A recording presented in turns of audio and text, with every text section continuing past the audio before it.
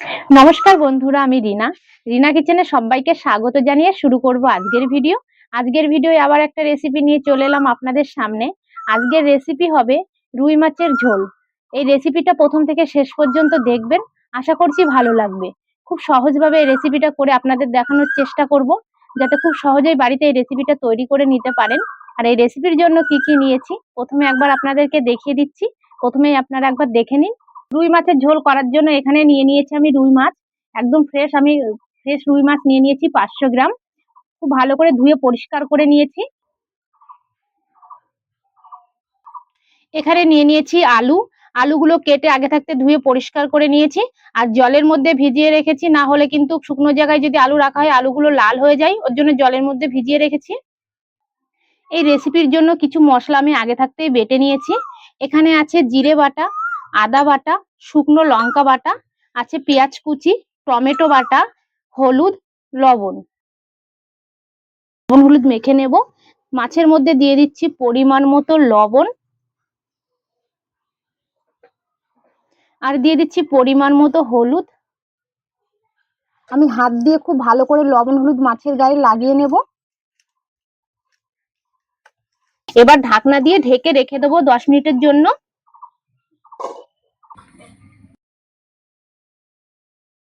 এবার আমি কড়াই বসিয়ে দিচ্ছি উনানে।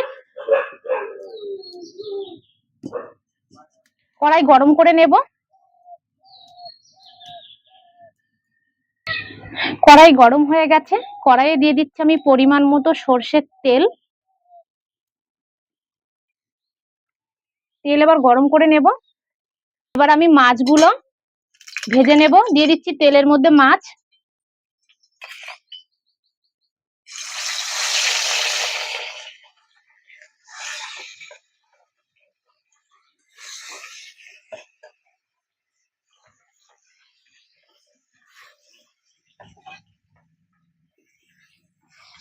আমি একবারে সব মাছগুলো দিয়ে দিয়েছি, উল্টে পাল্টে লালচে করে ভেজে নেব।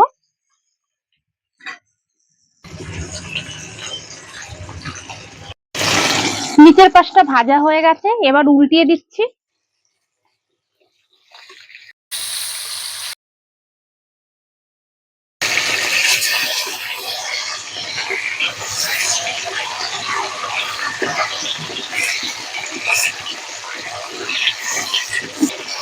একইভাবেই ভেজে নেব।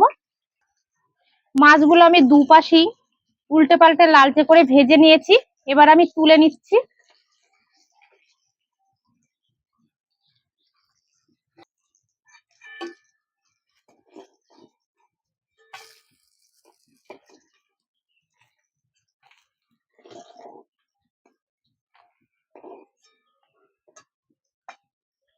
মাছগুলো সব তুলে নিয়েছি। এবার আমি মাছ ভাজার তেলের মধ্যে আলুগুলো ভেজে নিচ্ছি।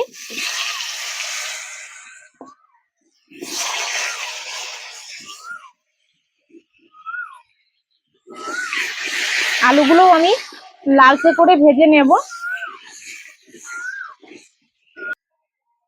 আলুগুলো আমি লালচে করে ভেজে নিয়েছি, এবার আমি তুলে নিচ্ছি।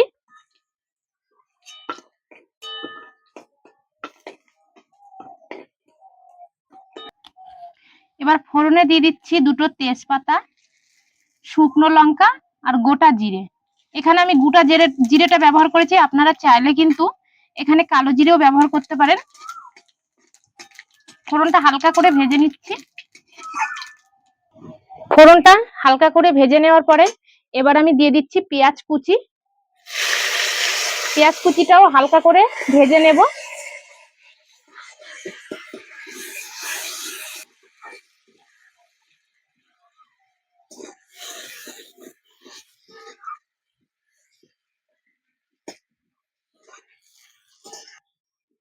পেঁয়াজটা আমি কিছুক্ষণ সময় নিয়ে ভেজে নিয়েছি। নেওয়ার পরে পেঁয়াজটা কিন্তু নরম হয়ে এসছে। এবার আমি দিয়ে দিচ্ছি টমেটো বাটা। টমেটো বাটা দেওয়ার পরে আমি 2 মিনিট মতো টমেটো কষিয়ে নেবো পেঁয়াজের সঙ্গে।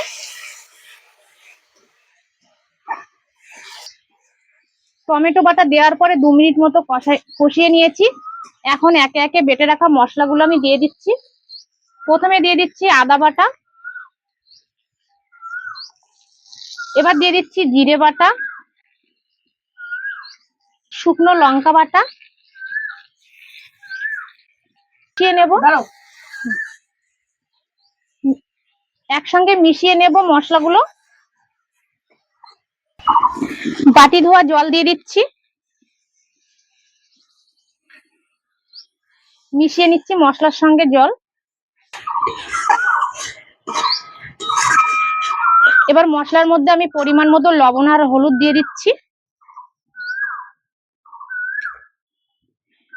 পরিমাণ মতো লবণ,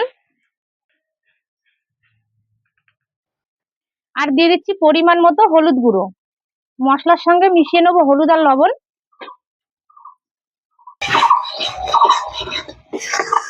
হলুদ আর লবণ মশলার সঙ্গে ভালো করে মিশিয়ে নিয়েছি। এবার মশলাটা কষিয়ে নেবো খুব ভালো করে।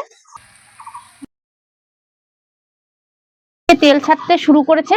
এখন আমি দিয়ে দিচ্ছি ভেজে রাখা আলু। ভেজে রাখা আলু দিয়েও কিন্তু আমি 1 মিনিট মতো মশলা কষিয়ে নেব।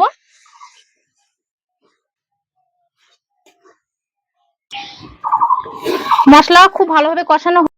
এবার আমি দিয়ে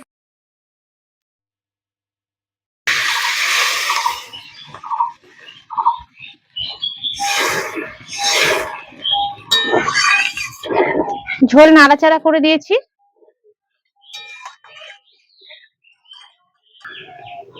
এবার আমি উপর থেকে ঢাকনা দিয়ে ঢেকে দিচ্ছি। খুব সহজেই কিন্তু তাহলে আলুগুলো সিদ্ধ হয়ে যাবে আর ঝোলটাও খুব তাড়াতাড়ি ফুটে উঠবে।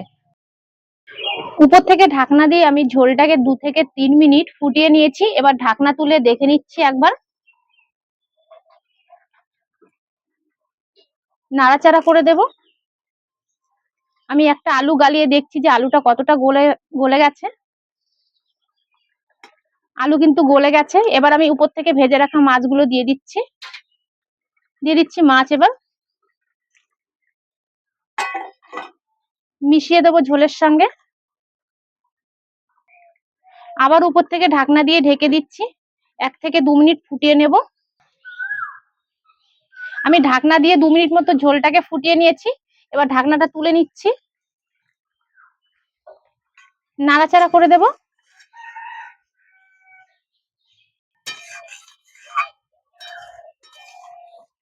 রেসিপিটা হয়ে গেছে। এবার আমি নামিয়ে নিচ্ছি।